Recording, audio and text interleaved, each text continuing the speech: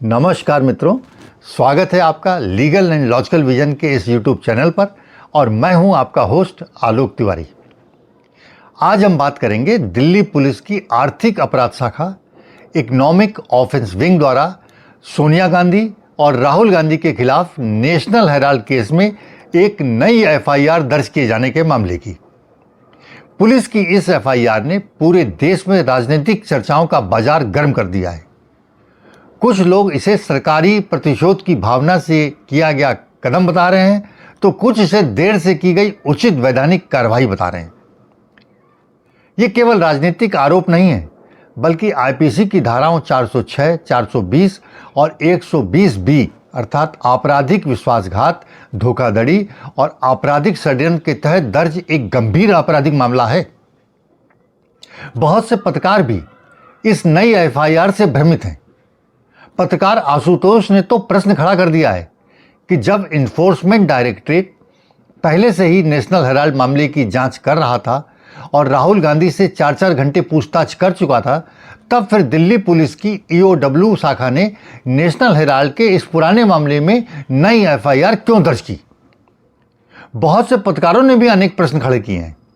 क्या ईडी की जांच नाकाफी थी या एफआईआर राजनीतिक विद्वेष का नतीजा है?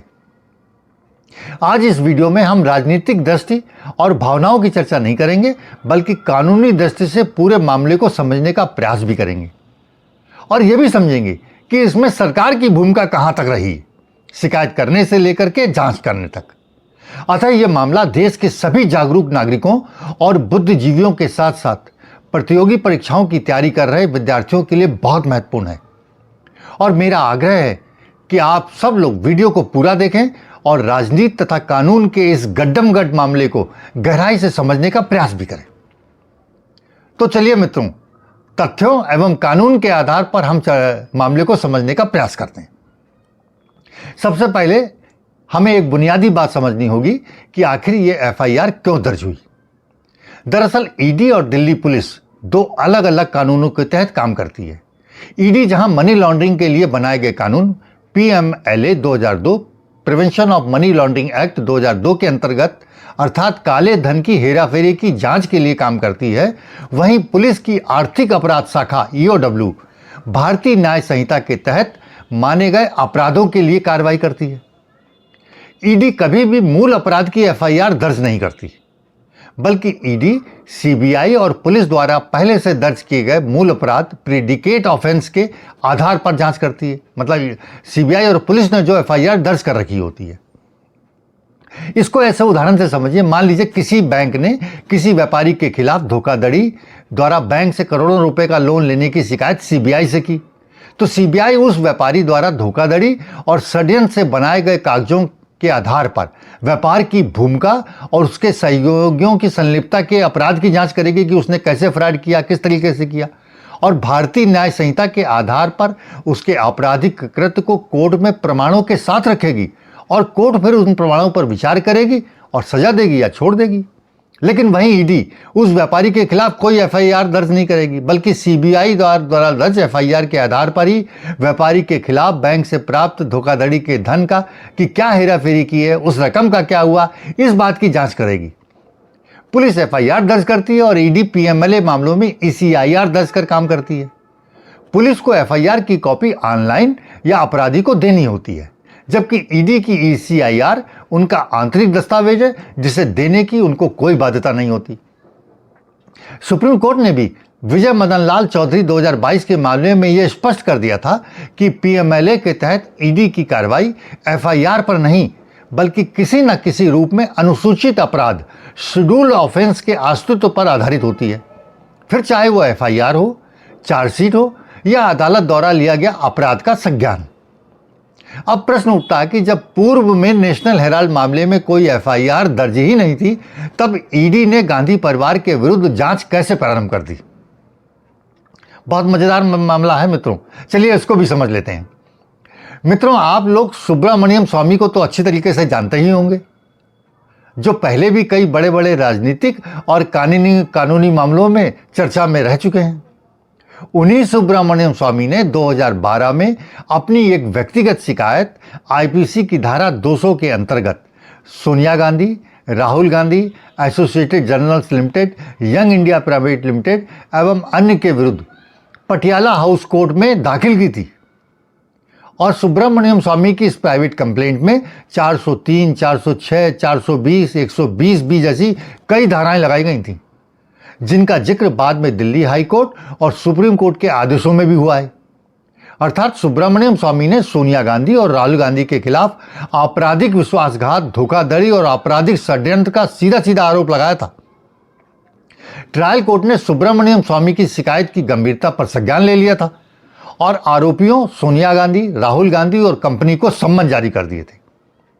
कानून में इसे कहा जाता है कि शिकायत में अनुसूचित अपराध के तत्व अस्तित्व में पाए गए थे।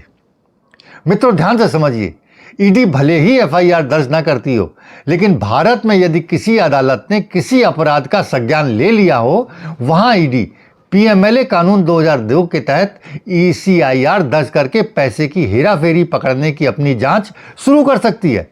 और नेशनल हेराल्ड मामले में भी यही कानूनी प्रक्रिया ईडी ने अपनाई थी। अब हमने वीडियो के प्रारंभ में जो प्रश्न उठाया था कि इस नई एफआईआर जो सोनिया गांधी और राहुल गांधी तथा कंपनी के खिलाफ दिल्ली पुलिस की अपराध शाखा ने दर्ज की, वो क्यों की? इसका सीधा उत्तर है कि ईडी की जांच के दौरान यह पाया गया कि मामला केवल पैसे के लेन देन का नहीं है, बल्कि इससे भी अधिक है। इसमें धोखाधड़ी, आपराधिक साजिश और सार्वजनिक विश्वास, पब्लिक ट्रस्ट के दुरुपयोग के तत्व भी मौजूद हैं। और जैसे ही यह निष्कर्ष ईडी ने निकाला और ईडी के अधिकारियों ने पुलिस को बताया, पुलिस को एफआईआर दर्ज करना कानूनी रूप से आवश्यक हो जाता है। इसलिए यह एफआईआर ईडी की जगह लेने के लिए नहीं, बल्कि ईडी की जांच से निकले तथ्यों के आधार पर दर्ज की गई है। चलिए अब समझते हैं कि पूरा नेशनल हेराल्ड एजीएल मामला क्या है। Associated journals limited AGL company की स्थापना 1937 में हुई थी, जो नेशनल हेराल्ड, कौमी आवाज और नवजीवन नाम से अखबार प्रकाशित किया करती थी। एजीएल के पास दिल्ली, लखनऊ, मुंबई, भोपाल जैसी जगहों पर हजारों करोड़ रुपए की अचल संपत्तियां हैं, जिनकी अनुमानित कीमत 2000 करोड़ के आसपास आकी गई है।